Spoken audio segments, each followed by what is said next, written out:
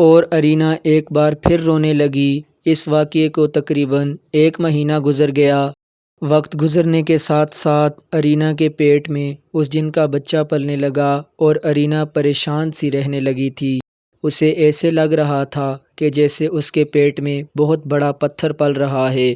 وہ بہت مجبور تھی، اس بچے کو نکال بھی نہیں سکتی تھی اپنے وجود سے۔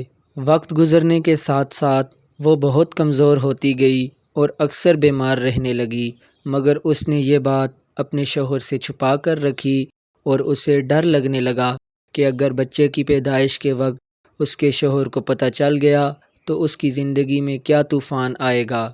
بچہ 3 مہینے کا ہو گیا اور پیٹ میں حرکت کرنے لگا۔ اس کی حرکت عام بچوں سے الگ تھی۔ ارینا کو لگا کہ وہ اس بچے کو پالتے پالتے مر جائے گی۔ وہ اپنی خوراک میں دن رات اضافہ کر رہی تھی اور پھر بھی کمزور رہنے لگی تھی۔ جب بچہ 7 مہینوں کا ہوا، اس کے لیے چلنا پھرنا مشکل ہو گیا۔ وہ گھر بیٹھ گئی۔ اسی دوران وہ جن ایک بار بھی اس کے پاس نہیں آیا۔ ارینا کو یہ ڈر بھی تھا کہ اگر وہ اپنا بچہ لینے نہیں آیا تو وہ بچہ اس کی زندگی میں طوفان لے کر آئے گا۔ جب جبران نے ارینا کی بیماری اور کمزوری والی حالت دیکھی تو وہ اسے مشورہ دینے لگا کہ کسی ڈاکٹر کو دکھاتے ہیں، الٹرا ساؤنڈ کرواتے ہیں۔ مگر ارینا کو ڈر تھا کہ اگر وہ کسی ڈاکٹر کے پاس چلی گئی یا الٹرا ساؤنڈ کروا لیا تو جبران کو سب پتہ چل جائے گا۔ اسی لیے وہ کبھی ہسپتال نہیں گئی، لیکن اس کی طبیعت دن بدن بگڑتی جا رہی تھی۔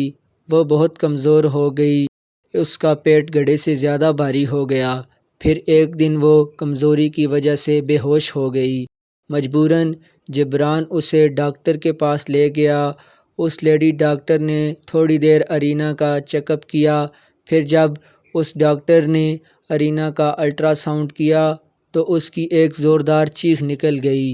ارینا سب سمجھ گئی۔ جبران نے ڈاکٹر کو چیختے سنا۔ ڈاکٹر سے پوچھا، کیا ہوا؟ آپ چیخ کیوں رہی ہیں؟ اس لیڈی ڈاکٹر کا جواب سن کر آپ کے بھی رونگٹے کھڑے ہو جائیں گے۔